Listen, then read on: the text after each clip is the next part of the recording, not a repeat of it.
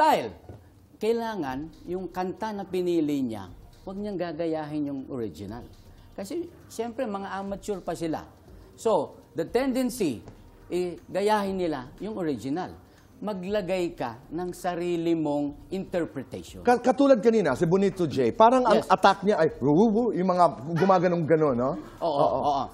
Actually, maganda yung kanyang expression. Okay. Ang kulang lang sa kanya, nilalayo niya yung mic. Yun. Okay. Ano pa yung isa na tinitingnan mo? So may phrasing. May phrasing, breathing. Ang breathing is also important. It's also important. Kasi, kailan siya hihinga? Kailangan tama yung hinga mo eh.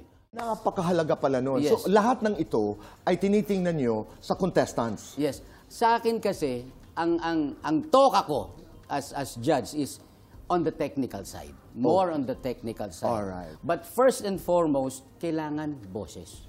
Alright. Ito, because I know that you did theater. You did Rock of Ages. Yes. Nakakatulong ba, lalo na doon sa interpretasyon, doon sa expression, how much acting ang kailangan gawin or hindi kailangan gawin ng isang singer pag ito'y kumakanta ng isang awit?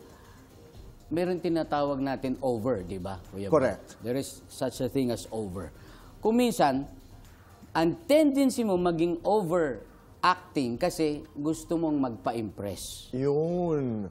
Talagang tamang timpla. Kailangan. Kailangan pumunta ka sa teksto kung ano ang dapat. At kasama dyan, Kuya Boy, yung iyong experience sa buhay. Tama. Oo. Kasama Kasi, dyan. Ibig sabihin, you have to go through all these experiences, pain, joy, love, yes. para mailagay mo doon sa Yun kanta. ang pinakamagaling na teacher natin, experience. Tama. Pag hindi mo naramdaman ng masawi, paano mo i-express? Pag hindi mo maramdaman ng nasagot ka, tuwan-tuwa ka, paano mo i-express? You cannot express this unless you've experienced it. How do you take good care of your voice? Pag kumanta na ako, Kuya Boy, bawal na ang malamig, bawal na ang matamis, sweet tooth ako. Okay. Pinipigilan ko yun. Bawal ang chocolates, bawal ang candy, bawal ang cake, pag kumanta na.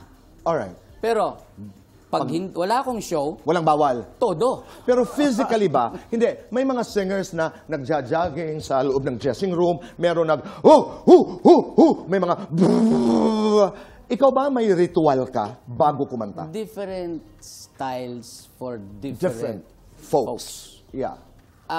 Ako, as much as possible, before singing, for example, mayroon akong show bukas.